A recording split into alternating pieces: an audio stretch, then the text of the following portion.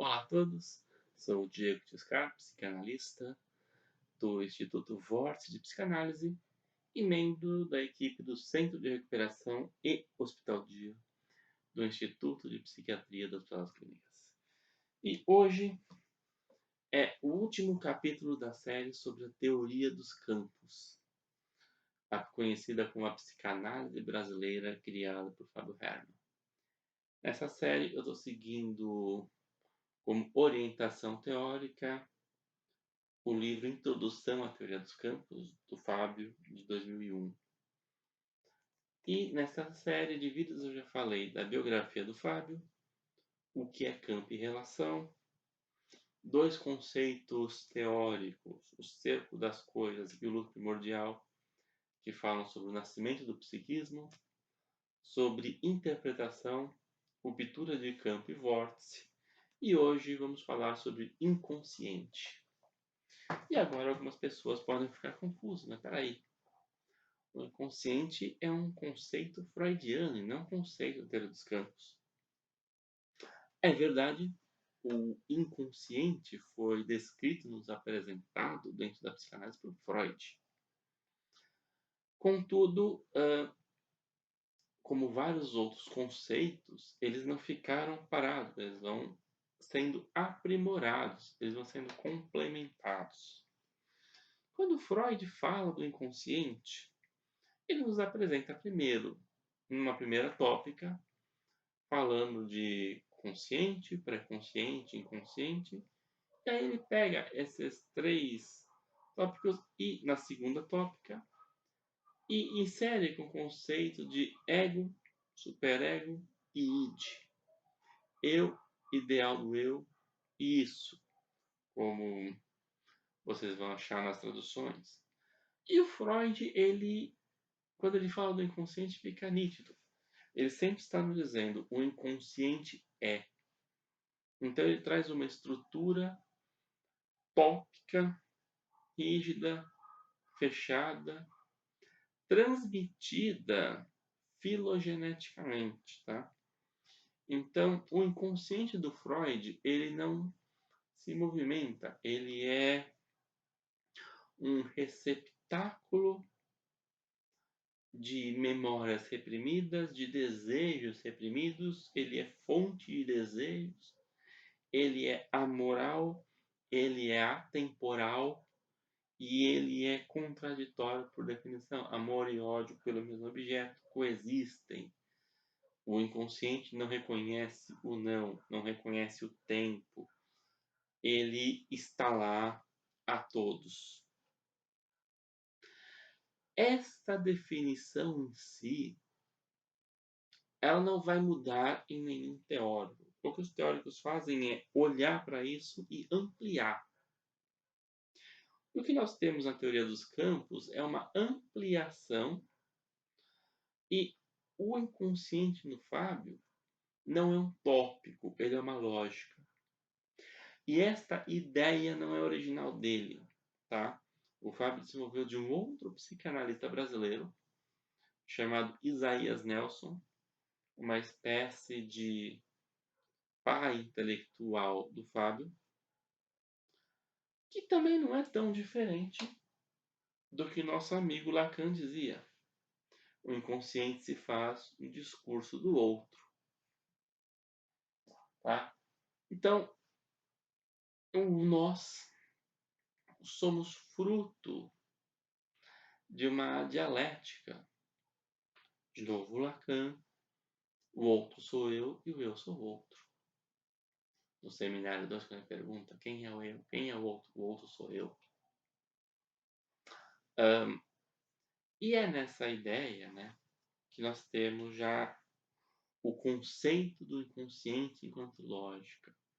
Ele é algo que vai se fazendo, se constituindo e se mutando durante toda a vida do indivíduo e também durante a análise. Tá? Na teoria do Fábio, nós temos um campo, que é uma lógica, que tem o assunto a ser discutido, mais uma carga afetiva, e a lógica dita. Dentro dessa lógica, há um eu que se localiza, que é muito semelhante ao conceito lacaniano de sujeito. Então, ache o sujeito. Quem é o sujeito? Nesse movimento, quando você tem a ruptura de campo, nasce um outro campo, com uma outra lógica, com um outro sujeito, um outro eu. Sendo assim, nós temos uma série de eus. E esta série de eus cria uma estrutura defensiva, que o Fábio chama de identidade. Ele pega esse conceito da psicologia e aplica à psicanálise. E é justamente nesta relação dialética que também tem esta movimentação do inconsciente, esta lógica que vai ditando o campo, ela vai mudando. Então, a posição do analista que está lá ouvindo o paciente na postura de esquecer tudo o que sabe e tudo o que aprendeu quando está diante do indivíduo,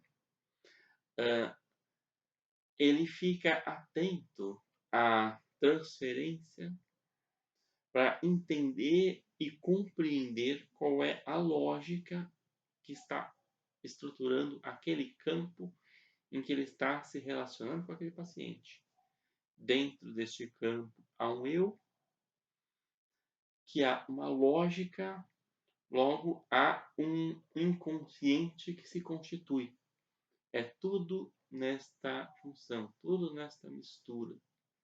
E aí você vê como é uma diferença da compreensão freudiana mais purista, mais ortodoxa, né?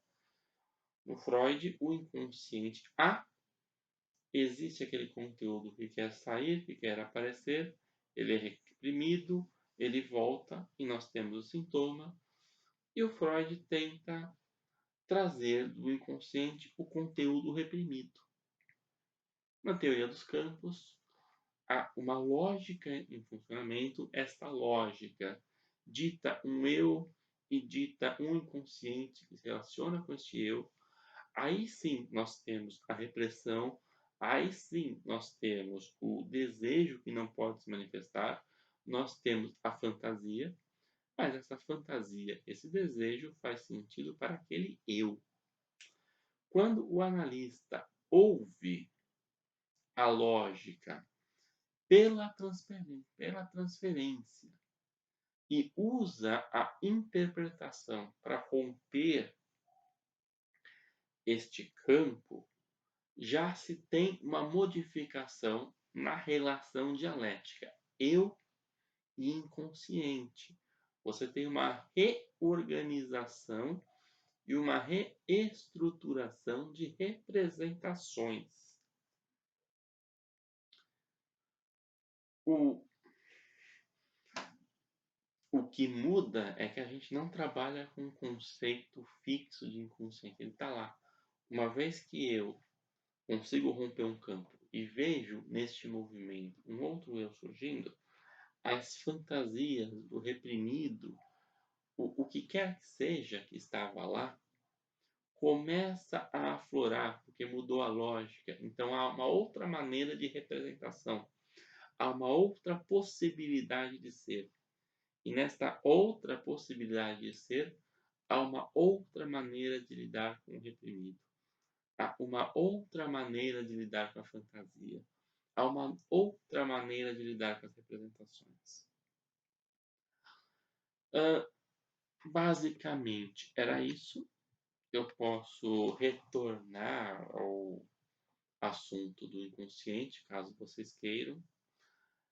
Como sempre, sugestões, críticas, ideias para novos vídeos, por favor, deixem embaixo. Espero que eu tenha sido feliz ao apresentar a teoria dos campos, o pensamento do Fábio, a psicanálise brasileira, algo tão importante que nós precisaríamos conhecer, nos orgulhar. Nós temos um grande teórico, nós temos um fundador de uma teoria. Ninguém precisa segui-lo, mas é importante saber que ele existiu e que ele escreveu. Pretendo retomar o Fábio Herman em outros vídeos, em outras séries. Aqui era uma apresentação.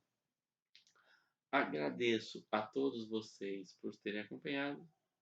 Nos vemos no próximo vídeo e muito obrigado.